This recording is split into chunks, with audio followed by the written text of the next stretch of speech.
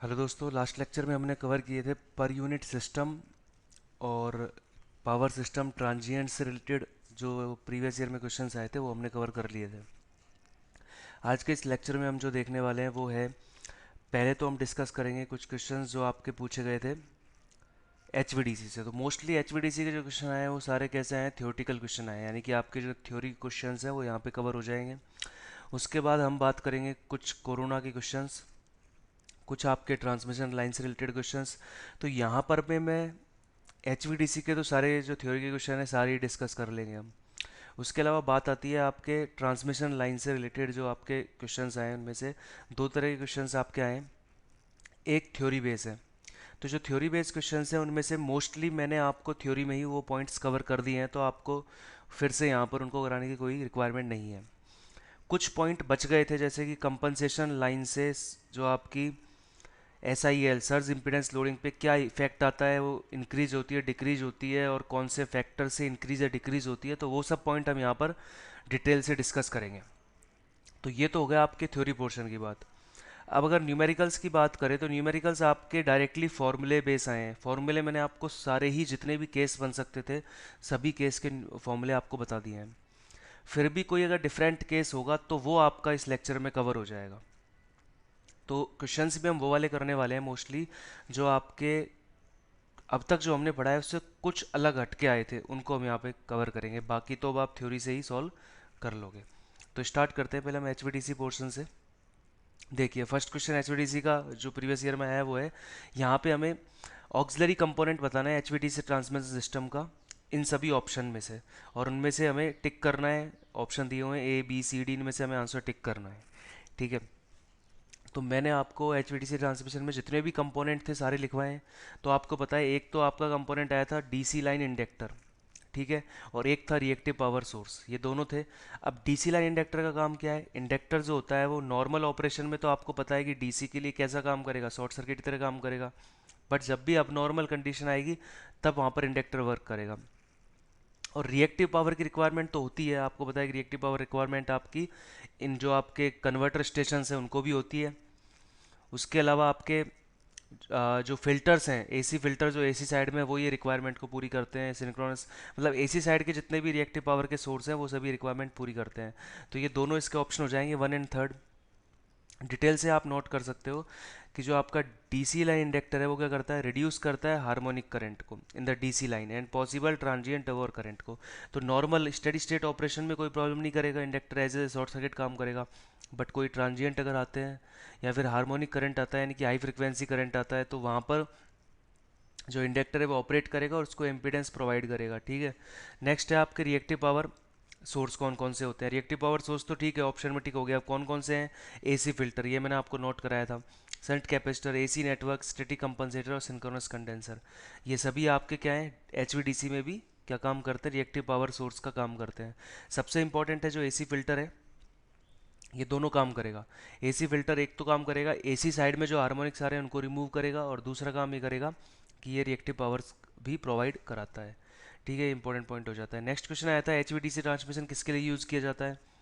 First option इसका answer है। पहले हम और सभी ऑप्शंस को देख लेते हैं कि टूथ सिस्टम अगर उनकी सेम फ्रिक्वेंसी है तो आप उसे एसी से भी कनेक्ट कर सकते हो, फिर वहाँ पे डीसी की रिक्वायरमेंट ही नहीं है।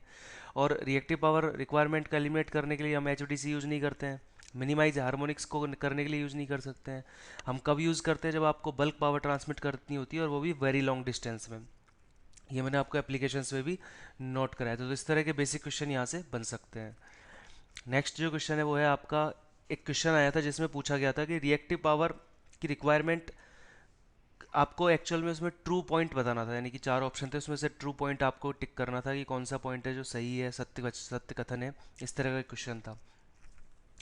तो ये एक पॉइंट इंपॉर्टेंट भी था, इसलिए मैंने यहाँ पे इस लेक्चर में इसको मैं कंसीडर कर रहा हूँ। ये पॉइंट क्या कह रहा है कि जो आपके कन्वर्टर स्टेशन होते हैं वो भी रिएक्टिव पावर कंज्यूम करते हैं, जैसा कि अभी हमने लास्ट क्वेश्चन में भी डिस्कस किया था।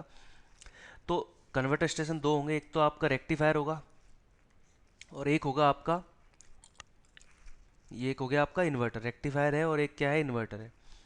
तो दोनों के अंदर रिएक्टिव पावर कंज्यूमशन अलग अलग है, एक कंज्यूम करता है और एक आपका प्रोवाइड कराता है रिएक्टिव पावर को। कैसे, दोनों स्टेशंस के बीच में क्या है, एचवीडीसी लिंक है। हम जानते हैं कि डीसी लिंक में किसी भी तरह का रिएक्टिव पावर ट्रांसफ़र नहीं होता है। तो जो आपका इन्वर्टर साइड है वो तो क्या करता है, सप्लाई करता है रिएक्टिव पावर्स की, और जो आपका रेक्टिफायर है वो क्या करता है, एब्जॉर्व करता है। इस लाइन में ट्रांसमिट हो नहीं सकते हैं तो इसमें तो कोई रिएक्टिव पावर जाएंगे नहीं। तो आपका रेक्टिफायर तो एब्जॉर्व करने का काम करेगा नहीं, कंज्यूम करता है। ठीक है, और जो आपका इन्वर्टर है वो क्या करेगा, सप्लाई करता है। तो ये पॉइंट बहुत इंपॉर्टेंट है। और रिएक्टिव पावर की रिक्वायरमेंट क्या होती है, तो ये आपने पावर इलेक्ट्रॉनिक्स में भी डिस्कस किया होगा कि वहाँ पे आपका जो अल्फा और बीटा एंगल्स होते हैं उसकी वजह से करंट और वोल्टेज के बीच में एक फेस एंगल आ जाता है, और उसी वजह से वहाँ पे रिएक्टिव पावर रिक्वायरमेंट होती है। करंट लैग कर रहा है वोल्टेज से, लैगिंग वॉट्स की रिक्वायरमेंट होगी। तो इस तरह से हम यह बोल सकते हैं कि जो आपका रेक्टिफायर है वो रिएक्टिव पावर को कंज्यूम करता है, और इन्वर्टर है जो आपका रिएक्टिव पावर को सप्लाई करता है। बाकी जो डीसी लिंक है उसके अंदर तो कोई रिएक्टिव पावर फ्लो नहीं कर सकती है। तो ये आपका एक सेंटेंस था जो ऑप्शन में आपको टिक करना था। उसके अलावा एक क्वेश्चन आपका इस तरह का है यहाँ पे, ये भी फंडामेंटल बेस्ड क्वेश्चन है। आपके दो रीजन्स हैं, आपने उनको दो तरह की लाइन से कनेक्ट किया है, एक तो एचवीडीसी लाइन से कनेक्ट किया है और एक आपने एसी लिंक से कनेक्ट किया है। फिर आपसे पूछ रहा है कौन सा स्टेटमेंट ट्रू है। ज़्यादातर एचवीडीसी के क्वेश्चन थ्योरी क्वेश्चन ही आते हैं और इस तरह की चीज़ें ही पूछेगा, कौन सा ट्रू है कौन सा फॉल्स है। तो बेस्ट है कि आप पहले फॉल्स को पहचान लो। तो देखिए पहला क्या है, both region need not have the same frequency. अगर दोनों रीजन्स की सेम फ्रिक्वेंसी नहीं होगी तो आप एसी लिंक तो काम ही नहीं करेगा, क्योंकि एसी लिंक के लिए रिक्वायरमेंट ही क्या है कि दोनों की क्या होनी चाहिए, सेम फ्रिक्वेंसी होनी चाहिए। तो फर्स्ट ऑप्शन तो वैसे ही रॉन्ग हो गया। दूसरा क्या है, the total power loss power flow between the region PAC plus PDC, यानी दोनों लिंक का जो पावर फ्लो है वो चेंज किया जा सकता है, एचवीडीसी कन्वर्टर से नहीं। एचवीडीसी कन्वर्टर ओनली जो एचवीडीसी लिंक है उसके ही ट्रांसमिशन को चेंज करता है, उसकी डायरेक्शन को चेंज कर सकता है, उसके ट्रांसमिशन को चेंज कर सकता है, कंट्रोल कर सकता है पावर ट्रांसमिशन को, बट दोनों लिंक का ट्रांसमिशन कंट्रोल नहीं कर सकता है। तो ये भी क्या हो गया, ये भी रॉन्ग हो गया। नेक्स्ट है the power sharing between the AC line and the HVDC link can be changed by controlling the HVDC converter alone. ये बिल्कुल सही बात है, क्योंकि पावर शेयरिंग चेंज हो सकती है, टोटल पावर चेंज नहीं हो सकती है, बट पावर शेयरिंग यानी कि अगर यहाँ से कंट्रोल करके हम इसकी पावर को कम कर देंगे तो बाकी जो पावर है वो एसी लिंक के थ्रू ट्रांसमिट होगी। तो टोटल तो कांस्टेंट रही, बाकी शेयरिंग कौन कंट्रोल कर सकता है, जो आपका एच वी कन्वर्टर स्टेशन है वो कंट्रोल कर सकते हैं। तो सी ऑप्शन सही है। डी भी हम देख लेते हैं एक बार। डी ऑप्शन आपका क्या कहता है, the direction of the power flow in the H line can not be reverse. ये तो बिल्कुल गलत है। आप जानते हो कि एच लिंक में कन्वर्टर स्टेशन के थ्रू हम पावर फ्लो के डायरेक्शन को कंट्रोल कर सकते हैं। ये मैंने आपको एच के लास्ट पॉइंट ही मैंने इस तरह का आपको बताया था। तो ये भी रॉन्ग हो जाएगा। तो ऑप्शन कौन सा टिक कर दोगे आप, सी ऑप्शन इसका आंसर हो जाएगा। नेक्स्ट है आपका, power is transferred from system A to B by HVDC link. ये एचवीडीसी लिंक है आपका, यहाँ पे शो किया हुआ है, उसके थ्रू ए से बी में पावर ट्रांसमिट हो रही है। ठीक है, ये वोल्टेज आपको वी ए बी बता दिए, ये वोल्टेज वी सी डी बता दिए, और करंट की डायरेक्शन आपको बताइए आई ग्रेटर देन जीरो है, यानी करंट की एक्चुअल डायरेक्शन क्या है, वी ए बी से वी सी डी है। अब कुछ कंडीशंस आपको दिए हैं, यहाँ पे ऑप्शंस दिए हैं। अब आपको बताना है कि यहाँ पे कौन सा ऑप्शन सही है। तो हम जानते हैं कि करंट की डायरेक्शन जिस साइड में करंट होता है, और डीसी में तो सिंपल ऑपरेशन है, एसी में फिर भी सोचना पड़ता। डीसी में आपके सिंपल आपको पता है कि हाई पोटेंशियल से लो पोटेंशियल की तरफ आपका करंट फ्लो करता है। तो यहाँ पे हाई पोटेंशियल का मतलब क्या है, V A B is greater than V C D, और आपका वी ए बी और वी सी डी क्या होगा, ग्रेटर देन जीरो होगा। तो सी ऑप्शन टिक हो जाएगा, सिंपल क्वेश्चन है। एसी के अंदर इस तरह से नहीं होता है, एसी में दोनों पावर्स का फ्लो, एक्टिव और रिएक्टिव पावर का फ्लो अलग अलग यूनिट्स से देखा जाता है। वोल्टेज के थ्रू हम रिएक्टिव पावर के फ्लो को देखते हैं, और जो आपका पावर एंगल है उसके थ्रू हम एक्टिव पावर के फ्लो को देखते हैं। कि हाई जो आपका हमेशा सेंडिंग एंड लीड करता है रिसीविंग एंड को, इस तरह से देखा जाता है। बट डीसी में high potential to low potential वाला कंसेप्ट चलता है। ठीक है, अब ट्रांसमिशन लाइंस के टॉपिक से एक थ्योरी का क्वेश्चन आया था जिसमें ये दो तरह से क्वेश्चन पूछा जा चुका है अब तक, कि थ्री फेस लाइन जो आपकी सिमेट्रिक होती है तो उसके क्या क्या पॉइंट्स है, कौन सा ट्रुथ है। तो वो हम यहाँ पे सिमेट्रिक लाइन की बात करेंगे, एनसिमेट्रिक लाइन की बात करेंगे, और ट्रांसपोजिशन की बात करेंगे। तीनों पॉइंट डिस्कस करने वाले हैं। देखिए, सिमेट्रिक लाइन का मतलब क्या है, इक्वल स्पेस होगा बिटवीन कंडक्टर, और इक्वल स्पेस होने का सीधा सा मतलब क्या है कि इंडक्टेंस और कैपेसिटेंस दोनों सेम आते हैं। यानी कि तीन फेस का इंडक्टेंस सेम होगा, तीनों फेस का कैपेसिटेंस भी सेम होगा। यही तो फ़ायदा है सिमेट्रिक का। अब ये फ़ायदा क्यों बोलते हैं हम कि एडवांटेज है, क्यों है? क्योंकि इंडक्टेंस और कैपेसिटेंस दोनों ही अगर पर फेस में इक्वल है, तो इससे क्या फ़ायदा हो रहा है कि जो आपका बैलेंस, जो रिसीविंग एंड वोल्टेज, यानी कि आप जितनी वोल्टेज सेंडिंग एंड पे सेंड करोगे, सपोज पहले हम इसको रफ कर लेते हैं, ठीक है, अभी आप नोट कर सकते हो इसको। तो सेंडिंग एंड की वोल्टेज अगर बैलेंस है और तीनों लाइन का इंडक्टेंस सेम है, तो तीनों में होने वाला जो वोल्टेज ड्रॉप है वो भी सेम होगा, और अगर वो सेम होगा तो रिसीविंग एंड पे वोल्टेज भी बैलेंस होगी। तो यहाँ पे आपको वोल्टेज जो है बैलेंस मिलती है कहाँ पे? रिसीविंग एंड वोल्टेज पे। और यहाँ पे एक और फायदा है कि अगर आप तीनों लाइन, यानी कि तीनों अगर आपके सिमेट्रिक लाइन है, तो अगर वहाँ से कोई पॉइंट अगर आप देखते हो, तो इन तीनों में अगर करंट बैलेंस है, और करंट बैलेंस कब होगा? सिमेट्रिक केस में ही होगा। तो जो ये पॉइंट है यहाँ पर, इन करंट का जो इफेक्ट है आई ए प्लस आई बी प्लस आई सी, वो भी क्या आएगा? जीरो आएगा। तो सपोज यहाँ पे कोई इलेक्ट्रिकल सर्किट होता तो उस पर इनके इफेक्ट भी जीरो होता, तो कोई कम्युनिकेशन इंटरफेरेंस नहीं होता। इसीलिए हम कह सकते हैं कि यहाँ पर नो कम्युनिकेशन इंटरफेरेंस होता है। बट प्रैक्टिकली जो आपकी ट्रांसमिशन लाइन होती है वो कैसी होती है? अनसिमेट्रिकल होती है। हम ट्रांसपोजिशन को प्रैक्टिकली थ्योरी बेस में तो पढ़ते हैं, बुक्स के अंदर हम स्टडी करते हैं इसकी, बट इनका प्रैक्टिकल कंसिडरेशन इतना नहीं है। चीप होने की वजह से हम अनसिमेट्रिक लाइन को, इकोनॉमिक होने की वजह से अनसिमेट्रिक लाइन को ही हम यूज़ करते हैं। बाकी कई स्पेशल केसेस में ट्रांसपोजिशन कर सकते हो आप, एंडिंग की तरफ आप ट्रांसपोजिशन कर सकते हो, डिस्ट्रीब्यूशन पे कहीं कहीं यूज़ कर सकते हो, तो वो अलग मैटर है। पर मोस्टली आपकी लाइन कैसी मिलेगी? आपको अनसिमेट्रिक मिलेगी। इसीलिए क्या होगा, यहाँ पे मैं लिखा भी है कि most commonly use in practice because of their cheapness and convenience. अब देखिए क्या है यहाँ पे। एक तो पहली बात, इंडक्टेंस कैपेसिटेंस फेसेस के लिए अलग अलग हो गए, वोल्टेज ड्रॉप अलग अलग होगा। अगर कैपेसिटेंस इंडक्टेंस अलग अलग है तो वोल्टेज ड्रॉप भी अलग होगा, और करंट भी आपका अनबैलेंस हो जाएगा। तो वोल्टेज करंट दोनों ही अनबैलेंस हो गई, यानी कि unbalance voltage as receiving end of line बोल सकते हैं। और अगर करंट अनबैलेंस होगा तो कम्युनिकेशन इंटरफेरेंस भी होगा। कोई भी पास में कोई इलेक्ट्रिकल सर्किट है तो वहाँ पर क्या इफेक्ट होगा उसका? कोई ना कोई वोल्टेज जनरेट होगी उस इलेक्ट्रिकल सर्किट में, क्योंकि वहाँ पर इसका इफेक्ट है आई ए प्लस आई बी प्लस आई सी जीरो नहीं है, तो वहाँ पे जो है कम्युनिकेशन इंटरफेरेंस हो सकता है। इसलिए यहाँ पे मैंने लिखा है कि due to unsymmetrical spacing the magnetic field external to the conductor is not zero, so therefore causing induce voltage in adjacent electrical circuit. क्योंकि जीरो नहीं है तो कोई ना कोई वोल्टेज जनरेट होगी, और वो क्या करेगा? कम्युनिकेशन में इंटरफेरेंस करेगा। क्योंकि कम्युनिकेशन भी क्या है? एक तरह का सिग्नल है, इलेक्ट्रिकल सिग्नल है, और कोई और इलेक्ट्रिकल सिग्नल जब वहाँ पर आएगा तो वो उसमें डिस्टरबेंस पैदा करेगा, और इसीलिए ट्रांसमिशन को यूज़ किया जाता है। बट ये प्रैक्टिकल नहीं है, मोस्टली हम अनसिमेट्रिक ट्रांसमिशन लाइन को ही यूज़ करते हैं। एक ये पॉइंट मैंने यहाँ पे क्यों डिस्कस किया है, क्योंकि कुछ न्यूमेरिकल्स प्रीवियस ईयर में गेट और यस दोनों में ही ऐसे आए हैं जिनमें ये वाला फॉर्मूला यूज़ ना करके ये इस यूनिट में फॉर्मूले को यूज़ किया हुआ था, मिली हेनरी पर किलोमीटर। तो इसको अगर हमें कन्वर्ट करना है तो हमें पहले, सबसे पहले क्वेश्चन को सॉल्व करते वक्त ऑप्शंस को देख लेना है कि वो किस यूनिट में आपका आंसर चाहते हैं। तो वो क्वेश्चन था, सिंगल फेस लाइन थी, दो कंडक्टर्स थे, उनके बीच की डिस्टेंस डी आपको पता थी, आर डैश आप निकाल सकते हो 0.7788 into radius of that conductor. तो अगर आपको आंसर हेनरी पर मीटर में होता तो ये फॉर्मूला आप यूज़ कर सकते थे, पर आंसर आपको देना है, मिल रही है हेनरी पर किलोमीटर में, तो ये फॉर्मूला भी डायरेक्ट याद रखो, क्योंकि मोस्टली ये ऑप्शंस में आपको इसी तरह का आपको डाटा मिलेगा। तो देखिए इसका क्या फॉर्मूला है, 2 × 10⁻⁷ log e D by R है, वो तो सेम रहेगा, इसकी तो कोई यूनिट है नहीं। अब यहाँ पे हमें यूनिट कन्वर्जन करना है, तो मिली हेनरी में कन्वर्ट करने के लिए 10⁻³ से मल्टीप्लाई करना है, इस मीटर को किलोमीटर में कन्वर्ट करने के लिए अगेन 10⁻³ से मल्टीप्लाई करना है। तो यहाँ क्या बचेगा? 10⁻⁶ -7 -1, और -1 जब आएगा तो आपके पास क्या आ जाएगा? 0.2 log e D by R dash. तो यही आपका क्या हो गया यहाँ पे फॉर्मूला हो गया। तो ये फॉर्मूला आपको यूज़ करना है जब आपको ऑप्शन मिल जाते हैं मिली हेनरी पर किलोमीटर में, डायरेक्टली याद रखना है।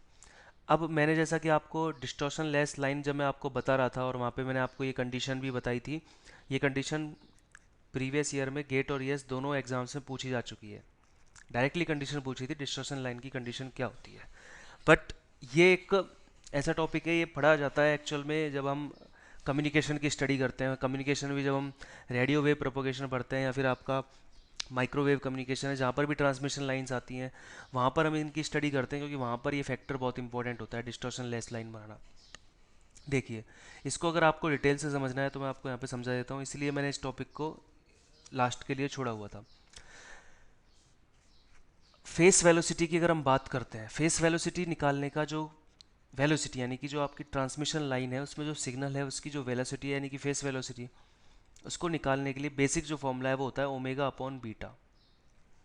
यानी कि आप पहले क्या कर सकते हो, उस लाइन के इम्पीडेंस और एडमिटेंस से क्या निकाल लोगे, यहाँ पे आप प्रोपोगेशन कांस्टेंट निकालोगे, क्या होता है वाई इंटू जेड, और उसको इक्वल कर दोगे अल्फा प्लस आयोटा बीटा से। फिर आप वहाँ से बीटा निकालोगे और बीटा को यहाँ पे पुट कर दोगे, तो आपको फेस वेलोसिटी का फॉर्मूला मिल जाएगा, जैसा कि मैंने यहाँ पर भी लिखा है। नॉर्मल फॉर्मूला क्या होता है, ओमेगा डिवाइडेड बाई बीटा होता है, तो वही यहाँ पे लिखा हुआ है ओमेगा डिवाइडेड बाई बीटा। तो नोट तो आप जो मैंने नोट्स यहाँ पे बनाए इन्हीं को नोट कर लीजिएगा, ये मैं आपको समझाने के लिए बता रहा हूँ। तो ओमेगा अपॉन बीटा आपको करना है, तो यहाँ से आपको फेस वेलोसिटी मिलती है। अब सारे केस के लिए आप ये इसी फॉर्मूले को यूज़ करते हो, जनरल फॉर्मूला है। तो इसी फॉर्मूले से जब हमने लॉसलेस लाइन के लिए निकाला तो हमारे पास क्या आया, 1/√LC आया फॉर्मूला। अगर आपके एल और सी यूनिट लेंथ में है तो हम ये लिख सकते हैं, अगर यूनिट लेंथ में नहीं है तो हमें फॉर्मूले में चेंज करना पड़ता है, L/√LC लिखना होता है। ये तो मैंने आपको एक न्यूमेरिकल भी कराया था लास्ट सेगमेंट में, तब भी बताया था। तो ये 1/√LC वाला फॉर्मूला यूज़ होता है। तो इससे क्या पता चल रहा है कि लॉसलेस लाइन का फॉर्मूला है ये। लॉसलेस लाइन में, लॉसलेस लाइन में एक बहुत ही इंपॉर्टेंट रिजल्ट मिला कि आपकी जो कोई भी सिग्नल है उसकी वेलोसिटी फ्रिक्वेंसी से इंडिपेंडेंट है। क्या है, फ्रिक्वेंसी से इंडिपेंडेंट है। तो इसका फ़ायदा क्या है, फ्रिक्वेंसी से इंडिपेंडेंट होने का फ़ायदा ये है, सपोज आपके पास कोई पावर सिस्टम को छोड़िए, कोई कम्युनिकेशन लाइन है और दो अलग अलग फ्रिक्वेंसी के सिग्नल भी हो सकते हैं कम्युनिकेशन लाइन में, क्योंकि इन्फॉर्मेशन है अलग अलग फ्रिक्वेंसी में भी हो सकती है। ठीक है, तो दोनों जो इन्फॉर्मेशन है, दोनों अलग अलग फ्रिक्वेंसी के सिग्नल्स हैं, उनकी अगर वेलोसिटी अलग अलग होगी तो उनका जो अराइवल होगा, यानी कि वो जब पॉइंट बी तक पहुंचेंगी तो उनको लगने वाला जो टाइम है वो अलग अलग होगा।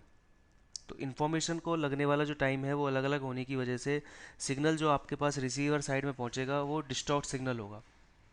ठीक है, ये कब होगा, जब वेलोसिटी अलग अलग हो, यानी कि वेलोसिटी फ्रिक्वेंसी पे डिपेंड करे। पर यहाँ पर हमने देखा है कि वेलोसिटी फ्रिक्वेंसी पे डिपेंड नहीं कर रही है। तो जितने भी सिग्नल होंगे चाहे वो अलग अलग फ्रिक्वेंसी के हों, सभी सेम टाइम पे रिसीविंग एंड पर पहुंचेंगे। तो ये कम्युनिकेशन में एक रिक्वायरमेंट है, होनी चाहिए, नहीं तो सिग्नल डिस्टॉर्ट हो जाता है। अब दूसरी चीज़ ये देखी जाती है कि लॉसलेस लाइन तो प्रैक्टिकल है ही नहीं। लॉसलेस लाइन का मतलब है कि आर भी ज़ीरो हो और आपका जी भी ज़ीरो हो, ऐसा तो केस पॉसिबल ही नहीं है। दोनों का जीरो होना बहुत ही क्रिटिकल केस है, क्योंकि कोई कंडक्टर है तो उसका रेजिस्टेंस तो होगा ही, और एयर आपकी फुल्ली डाइलेक्ट्रिक नहीं होती है, तो वहाँ पर भी कुछ ना कुछ जो है लीकेज होगा करंट का। तो दोनों चीज़ों को जीरो करना बहुत मुश्किल है, और दोनों चीज़ों को जीरो करना मुश्किल है तो कोई भी लाइन लॉसलेस नहीं होगी, और कोई भी लाइन अगर लॉसलेस नहीं होगी तो उसका सिग्नल की जो वेलोसिटी है वो फ्रिक्वेंसी पे डिपेंड करेगी। तो ये प्रॉब्लम को सॉल्व करने के लिए एक साइंटिस्ट हुए थे, हैवी साइड नाम था, जिनका आपने नेटवर्क के अंदर एसी ब्रिज में पढ़े होंगे, हैवी साइड ब्रिज होते हैं, तो वो उन्हीं के नाम पे थे। तो जो हैवी साइड जो साइंटिस्ट थे, उन्होंने अपने रिसर्च पेपर में एक रिसर्च दी, वो उन्होंने ये बताया कि लॉसलेस नहीं होने पर भी, लॉसलेस लाइन नहीं होने पर भी एक ऐसा केस पॉसिबल है जिसमें हम फेस वेलोसिटी को 1/√LC कर सकते हैं, यानी कि फेस वेलोसिटी को हम कांस्टेंट कर सकते हैं। तो इस केस को निकालने के लिए क्या किया जाएगा, आप यही जो है वो डिस्टॉर्शन लेस लाइन होती है। इसकी डेफिनेशन ये भी है कि जो आपका प्रोपेगेशन कांस्टेंट अल्फा और बीटा जो आता है, यानी कि अटेन्यूएशन कांस्टेंट बोल दीजिए और फेज शिफ्ट कांस्टेंट बोल दीजिए। अल्फा तो फ्रीक्वेंसी इंडिपेंडेंट होता है और बीटा जो है फ्रीक्वेंसी के साथ शिफ्ट होता है, फेज शिफ्टिंग होती है विद द फ्रीक्वेंसी। ये दोनों पॉइंट वहाँ पर देखे जाते हैं। तो ये इसकी एक डेफिनेशन है। यहाँ पे आपको क्या मिलेगा देखने को, क्योंकि बीटा को हमें फ्रिक्वेंसी से जो है लीनियरली डिपेंडेंट क्यों करना चाह रहे हैं, क्योंकि लीनियरली अगर बीटा डिपेंड करेगा, जब भी हम ओमेगा डिवाइडेड बाई बीटा करेंगे तो जो यहाँ पे लीनियरली डिपेंडेंट फंक्शन है फ्रिक्वेंसी का, तो वो कैंसिल हो जाएगा ओमेगा से ओमेगा, तो आपको क्या मिल जाएगा, इंडिपेंडेंट वेलोसिटी मिल जाएगी। यही तो हम चाहते थे। तो इस कंडीशन को वहाँ पर यूज़ किया जाता है, और यही आपसे गेट में पूछी गई थी प्रीवियस ईयर में, और ईएस में पूछी गई थी। तो अब इसको हम देख लेते हैं कंडीशन कैसे अप्लाई हो रही है। आपने पहले गामा निकाला, गामा निकाला, R plus iota Z into Y करेंगे, जेड इंटू वाई मैंने यहाँ पे किया। L C constant, L C हमने कॉमन लिया, तो R by L plus iota omega बचा और G by C plus iota omega बचा। इनको हमने इक्वल कर दिया। यही तो कंडीशन है कि अगर मैं R by L is equal to G by C करता हूँ तो आपको क्या मिल जाएगा। इस कंडीशन को पुट करने के बाद आपको आर बाई एल आयोटो को में आगे आ जाएगा और रूट एल सी रह जाएगा, और रूट एल सी जब रह जाएगा तो यहाँ पे एल्फा क्या बचेगा, दिस, और बीटा क्या बचेगा, दिस। तो यही बीटा तो आपको लॉसलेस लाइन में भी मिला था, यही मिला था और यही हमें चाहिए था, क्योंकि तभी आपका फ्रीक्वेंसी इंडिपेंडेंट वेलोसिटी होगी। अब हम अगर वेलोसिटी फाइंड आउट करते हैं तो आपको वेलोसिटी क्या मिल जाएगी, ये मिल जाएगी 1/√L C, और ये फ्रीक्वेंसी इंडिपेंडेंट है। यानी कहीं ना कहीं हमें एक चीज़ समझ में आ गई, ये तो मैं पहले भी आपको बता चुका हूँ, इसको फिर से हम डिस्कस नहीं करेंगे। ये जो कंडीशन है बहुत इंपॉर्टेंट है लाइन के लिए, कि अगर आप R/L को G/C के इक्वल कर देते हो तो आपको एक इम्पॉर्टेंट रिजल्ट मिल जाता है कि आपकी फेस वेलोसिटी फ्रीक्वेंसी से इंडिपेंडेंट हो जाती है, यानी कि डिस्टॉर्शन लेस लाइन आपको मिल जाएगी। तो ये कंप्लीट हो जाता है आपका। इस तरह का अगर आपसे कोई क्वेश्चन पूछ लेता है तो आपको मैंने फंडामेंटली क्लियर कर दिया है। अब नेक्स्ट है आपका कोरोना लॉस को कैसे मिनिमाइज किया जा सकता है। ये पूछा गया था ऑप्शन में। वैसे तो हमने दुनिया भर के मेथड देख लिए हैं इसके, जब हमने थ्योरी डिस्कस की थी। अब ऑप्शन में जो आंसर था वो ये था कि रिड्यूसिंग करंट डेंसिटी। अब ये ऑप्शन मैंने आपको नहीं बताया था, ये तो मैंने आपको मेथड में लिखवाया नहीं था। ये कैसे है आंसर, इसलिए मैंने इसको यहाँ पे कवर किया है। देखिए, ये आप जानते हो क्रिटिकल वोल्टेज इस तरह डिपेंड करती है। अगर कोरोना लॉस को मिनिमाइज करना है तो हमें क्रिटिकल वोल्टेज को क्या करना होगा, बढ़ाना होगा। इसको बढ़ाने का तरीका क्या है, रेडियस को इंक्रीज कर देते हैं। ये तो मैंने आपको लिखवाया था। और रेडियस को इंक्रीज करने का दूसरा मीनिंग ही क्या है कि करंट डेंसिटी क्या हो जाती है, रिड्यूस हो जाती है। तो करंट डेंसिटी रिड्यूस करके कोरोना लॉस को मिनिमाइज किया जा सकता है। ये क्लियर हो गया, ये तो हो गया। ठीक है, मैंने वर्बली आपको बता दिया। मैथमेटिकली अगर आप यहाँ पे देखो, आपको पता है वी नॉट प्रोपोर्शनल होता है R log e D by R से। तो रेडियस बढ़ाने से वी नॉट इंक्रीज होती है, और एक रिलेशन ये भी आ रहा है कि कहीं ना कहीं रेडियस बढ़ाने से ये भी तो काम हो सकता है। ये मैथमेटिकल ये रिलेशन ये बोल रहा है ना, कम भी तो हो सकती है। तो इसको मैथमेटिकली कैसे लिख सकते हैं कि कोई भी x ग्रेटर देन जीरो के लिए e की पावर x हमेशा x से ज़्यादा आता है। तो अगर इसको मैं x की जगह r पुट करता हूँ तो e की पावर r हमेशा r से ज़्यादा आएगा। और जब मैं दोनों साइड log लेता हूँ तो r हमेशा log e r से ज़्यादा होता है। तो ये जो क्वांटिटी है इसका इफेक्ट इस वाले इफेक्ट से हमेशा ज़्यादा होगा, और इसी की वजह से रेडियस बढ़ाने पे क्रिटिकल वोल्टेज भी क्या हो जाती है, बढ़ जाती है। और ये अगर वोल्टेज बढ़ जाएगी तो इसका क्या फ़ायदा होगा, इस वोल्टेज बढ़ने का फ़ायदा यही है कि अब आपको जो है रेडियस बढ़ाने से वी नॉट बढ़ेगा, और रेडियस बढ़ाने से अगर वी नॉट यहाँ पे बढ़ रहा है तो उसका क्या फ़ायदा होगा, यहाँ पे ये देखिए आपको यहाँ पे लिखा मिल जाएगा V not proportional to R है। तो कोरोना लॉस किस पे डिपेंड करता है, रेसिप्रोकल होता है वी नॉट के और आर के। तो यहाँ पे करंट डेंसिटी आर के रेसिप्रोकल है, यानी कुल मिलाकर करंट डेंसिटी कम करने से कोरोना लॉस भी क्या हो जाएगा, कम हो जाएगा। तो कंसेप्ट रेडियस का ही था, बस चेंज क्या हुआ है यहाँ पे, रेडियस के कंसेप्ट में ही हमने थोड़ा सा चेंज किया कि रेडियस बढ़ाने से भी आपकी करंट डेंसिटी क्या होती है, डिक्रीज होती है, और उसी से कोरोना लॉस भी क्या हो जाता है, कम हो जाता है। ठीक है, अब नेक्स्ट हम देखते हैं यहाँ पे। नेक्स्ट आपका टॉपिक है effect of compensation of line to SIL। ठीक है, ये टॉपिक बहुत ज़रूरी था जो मुझे यहाँ पे कवर कराना था। ये आपका लास्ट टॉपिक भी है सेगमेंट का। अभी तक हमने सर्ज इम्पीडेंस लोडिंग देखी, वो क्या आई थी, V² अपॉन ZC आई थी, यही आया था। ZC क्या है आपका, सर्ज इम्पीडेंस है, ZS से शो कर दीजिए। तो ये जो सर्ज इम्पीडेंस है उसके थ्रू हम सर्ज इम्पीडेंस लोडिंग निकालते हैं। हम ये देखना चाहते हैं कि जो कंपनसेशन हम लाइन में करते हैं, यानी कि series inductor sorry series capacitor connect कर देना, संट कैपेसिटर कनेक्ट कर देना, संट रिएक्टर कनेक्ट कर देना, इन सब से आपके SIL पर क्या इफेक्ट पड़ता है, ये आपसे एग्जाम में पूछा जा सकता है। तो SIL पर इफेक्ट निकालने के लिए पहले हम क्या लिखेंगे कि अगर कोई कंपनसेशन नहीं है तो आपकी SIL लोडिंग कितनी है, V²/ZC। सेम लाइन है, सेम अप्लाइड वोल्टेज है, कंपनसेशन ही तो किया है, तो वोल्टेज तो कांस्टेंट है। यानी कहीं ना कहीं SIL आपकी डायरेक्टली किससे रिलेट करती है, ये रिलेट करती है आपके जो सर्ज इम्पीडेंस है उससे रिलेट करती है। तो आपको कहीं ना कहीं सर्ज इम्पीडेंस को, अगर आप कंपनसेशन के थ्रू सर्ज इम्पीडेंस को चेंज कर रहे हो तो आपकी SIL भी क्या होगी, चेंज होगी। अब इसको हम देखते हैं कैसे ऐसा होता है। देखिए, एक एग्जांपल लेके चलते हैं, फिर हम जनरल केस की तरफ जाएंगे। पहले हम एक सिनेरियो लेके चलते हैं जहाँ पे आपने एक सीरीज कैपेसिटर ऐड कर दिया है, यही आपके प्रीवियस ईयर में पूछा गया था। कंपनसेशन के लिए आपने एक सीरीज कैपेसिटर लाइन में लगाया है। अगर ये सीरीज कैपेसिटर ना होता तो आपका जो सर्ज इम्पिडेंस है वो क्या आता, √L/C आता। बहुत पढ़ चुके हैं इसको हम, इसके बारे में बहुत कुछ जान चुके हैं। पर अब ऐसा नहीं है, अब ये चेंज हो गया है।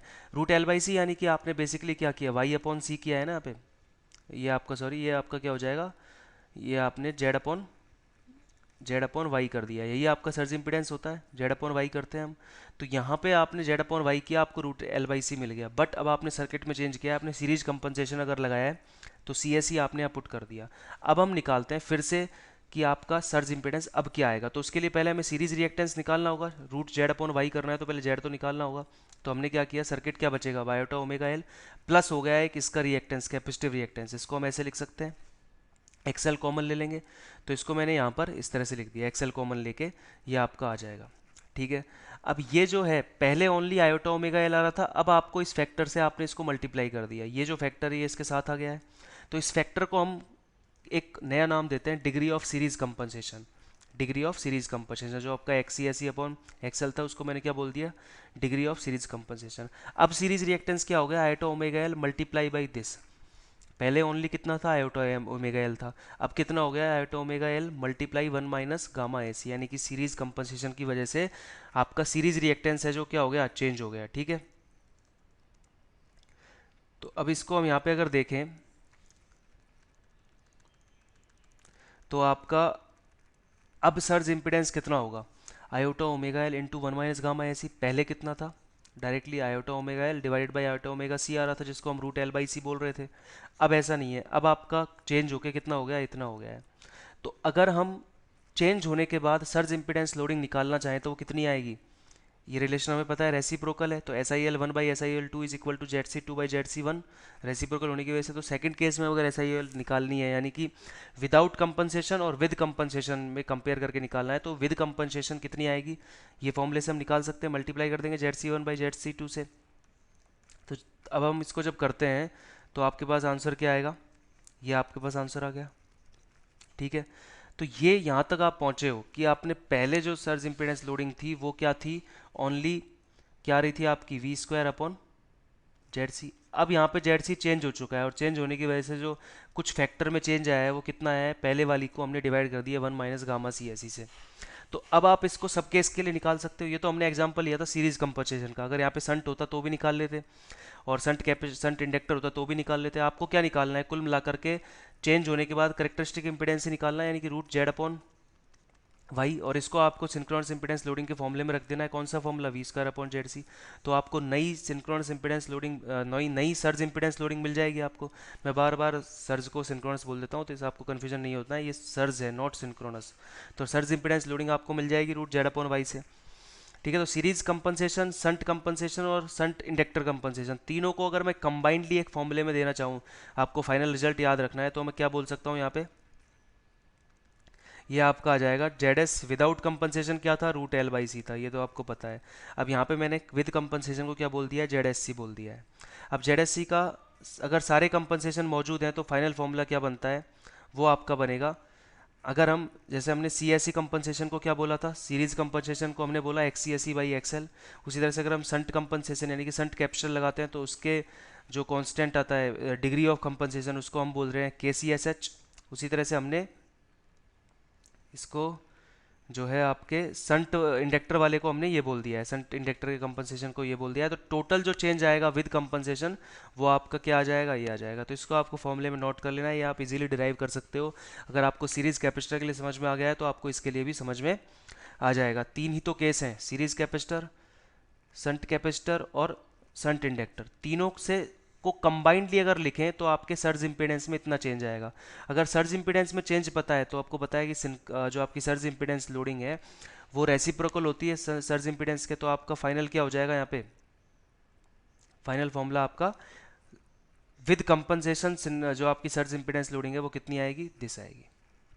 यही हमें ड्राइव करना। तो अगर आपको ज़्यादा डिटेल में नहीं जाना है, जितना मैंने समझाया है वो सिर्फ समझ में आ गया है, अगर आपको ज़्यादा उनको नहीं देखना है तो आप ये फॉर्मूला डायरेक्टली याद कर लीजिए कि with compensation surge impedance loading में क्या चेंज आता है। पहले कितनी थी, एस आई एल, पहले यानी कि जब आपका जेड सी कितना था, रूट एल बाई सी था। अब आपने उसमें संट कैपेसिटर भी लगा दिया है, संट इंडक्टर भी लगा दिया है, सीरीज कैपेसिटर भी लगा दिया है। तो जो अब नई सर्ज इम्पीडेंस लोडिंग आएगी उसमें ये फैक्टर से मल्टीप्लाई हो जाएगा। के सी एस एच के बारे में मैंने ऊपर लिखा हुआ है, के एल एस एच के बारे में ऊपर लिखा हुआ है, और के सी एस ई के बारे में ऊपर लिखा हुआ है। इनके फॉर्मूले भी आप नोट कर लेना। तो ये है जो सर्ज इम्पीडेंस लोडिंग पे इफेक्ट पड़ता है कंपनसेशन की वजह से। तो ये हो जाता है आपका मैथमेटिकल, अगर क्वेश्चन आ जाता है तो इस तरह से आप यूज़ कर सकते हो। बाकी ईएससी में ज़्यादातर इससे आपके पूछे गए हैं, थियोरटिकल क्वेश्चन पूछे गए हैं, वो क्वेश्चन में आपको इस टेबल से क्लियर हो जाएंगे। आपको ये टेबल आप फाइनली याद कर सकते हो। यहाँ पे मैंने इसको वेरी वेरी इंपॉर्टेंट इसीलिए लिखा है। इस टेबल से डिफरेंट तरह के क्वेश्चन पूछे जाते हैं। पहली बात तो इस टेबल का मैं आपको एप्लीकेशन बताता हूँ क्या है। कि अगर आप संट में कैपेसिटेंस ऐड करते हो या फिर आप संट में इंडक्टेंस ऐड करते हो या फिर सीरीज कैपेसिटेंस ऐड करते हो, इन तीनों का मतलब क्या है? कंपनसेशन करना। कंपनसेशन हमारा सेगमेंट थर्ड में पूरा डिटेल से आएगा। कंपनसेशन में हम संट कैपेसिटर लगाते हैं, संट इंडक्टर लगाते हैं और सीरीज कैपेसिटर को भी यूज़ करते हैं। डिफरेंट डिफरेंट एप्लीकेशन के अकॉर्डिंग कहाँ किसकी ज़रूरत है, किस तरह की रिएक्टिव पावर की रिक्वायरमेंट है, उस तरह का कंपनसेशन किया जाता है। ठीक है। अब इन कंपनसेशन की हेल्प से जो आपका चार क्वांटिटीज हैं उन पे क्या इफेक्ट पड़ता है वो आपसे एग्जाम में पूछा जाएगा। कौन कौन सी क्वांटिटी? पहली है सर्ज इम्पिडेंस विद कंपनसेशन, फिर है surge impedance loading with compensation, फिर है आपका जो पावर एंगल आता है वो, फिर है स्टेबिलिटी। स्टेबिलिटी और पावर एंगल का ये आपके पावर सिस्टम स्टेबिलिटी के अंदर भी हम डिस्कस करेंगे, पर अभी आप इस टेबल को याद रख लेते हो तो आपको ये इजी रहेगा बाद में। देखो कैसे याद रखनी है। एक चीज़ तो आपको पता है, बस एक चीज़ आप मैथमेटिकली समझ लीजिए कि जब भी सी एस एच को ऐड करते हैं तो आपका क्या होता है? संट कैपेसिटेंस जब भी आप लाइन में ऐड करोगे, संट कैपेसिटेंस अगर आप ऐड कर रहे हो तो आपको पता है कि जो आपका रूट जेड अपॉन वाई, क्योंकि आपको पता है कि ये आने वाला है फाइनली, तो कम जो आपका सर्ज इम्पिडेंस है, तो कौन चेंज होगा? जेड तो सेम रहेगा, वाई चेंज होगा। वाई में क्या चेंज होगा? जो एडमिटेंस है वो इनका सम हो जाएगा। तो इस क्वांटिटी में अगर डिनोमिनेटर बढ़ने वाला है तो टोटल क्वांटिटी क्या होगी? डिक्रीज होगी। तो यहाँ पे मैंने इसलिए डिक्रीज लिखा है। संट में अगर आप ऐड करोगे तो ऊपर वाली क्वांटिटी में ऐड होगा, ऊपर वाली क्वांटिटी में ऐड होगा तो टोटल क्वांटिटी क्या होगी? इंक्रीज होगी, इसलिए मैंने इंक्रीज का सिंबल लगाया है। सीरीज कैपेसिटर से क्या होता है?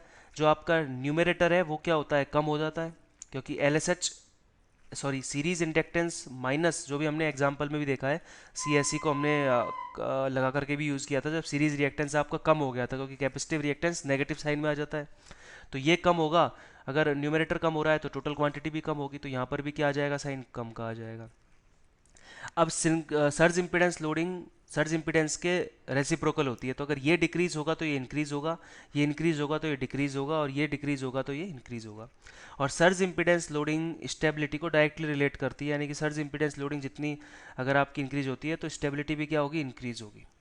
तो स्टेबिलिटी और surge impedance loading same parameter से आएंगे, तो ये भी इंक्रीज आ जाएगा, अगर ये डिक्रीज है तो ये भी डिक्रीज आ जाएगा, और ये इंक्रीज है तो ये भी इंक्रीज आ जाएगा। और स्टेबिलिटी अगर इंक्रीज होती है तो यानी कि पावर एंगल क्या होता है? डिक्रीज होता है। यहाँ पे अगर डिक्रीज होती है इंक्रीज होगा, और ये इंक्रीज होती है डिक्रीज होगा। और ये आपको और अच्छे से समझ में आएंगे पावर सिस्टम स्टेबिलिटी में कि ऐसा क्यों हो रहा है। बाकी टेबल आप अभी याद रखिए, मैं इसमें से जो एक्स्ट्रा पॉइंट्स हैं उनको यहाँ से रफ कर देता हूँ, जिससे आप ये टेबल को स्क्रीनशॉट लेकर के इसको अच्छे से आप नोट कर लीजिएगा कि कौन सी क्वांटिटी बढ़ रही है और कौन सी डिक्रीज हो रही है। तो ये सब आपसे एग्जाम में पूछा जा सकता है, तो ये टेबल को अच्छे से आपको नोट कर लेना है। तो यहाँ पे आपका सेगमेंट जो है टू कंप्लीट होता है। जितना भी कुछ बन सकता था जो मैंने आपको सब बता दिया है। पावर सिस्टम ट्रांजिएंट हमने पढ़ लिया है, हमने लाइन इंडक्टेंस, लाइन कैपेसिटेंस, हमने सर्ज इम्पिडेंस लोडिंग को डिस्कस कर लिया है, सर्ज इम्पिडेंस को डिस्कस कर लिया है, कोरोना को डिस्कस कर लिया है, पर यूनिट को डिस्कस कर लिया है, उसके अलावा हमने H V D C transmission discuss कर लिया है। अब हम नेक्स्ट सेगमेंट की तरफ चलेंगे। तो आपका सेगमेंट वन और सेगमेंट टू दोनों का होने का फ़ायदा ये है, सेगमेंट वन और सेगमेंट टू ये दोनों ही सबसे ज़्यादा लेंथी थे और सबसे ज़्यादा आपका बेस यहीं से तैयार हुआ है सब्जेक्ट का। अगर जो हम बोलते हैं कि ग्राउंड फ्लोर तक तो आप पहुंच चुके हो, अब आपको बस ऊपर के फ्लोर्स बनाने हैं, तो आपको आगे के सेगमेंट इजीली समझ में आ जाएंगे। यहाँ तक कि आपको प्रीवियस ईयर क्वेश्चन सॉल्व कर लेने हैं, देन आप आगे बढ़ सकते हो। बाकी इस तरह की टेबल्स में या फिर कुछ भी टॉपिक्स में ऐसी भी कुछ चीज़ें आती हैं जो आपके किसी दूसरे सेगमेंट से रिलेट होती हैं, तो वो आपको धीरे धीरे और अच्छे से क्लियर होंगी। अभी बस थोड़ा थोड़ा इंट्रोडक्शन लेते चलिए ऐसी चीज़ों का, धीरे धीरे कोर्स ख़त्म होते होते आपको सब कुछ क्लियर इमेज बन जाएगी। So thank you.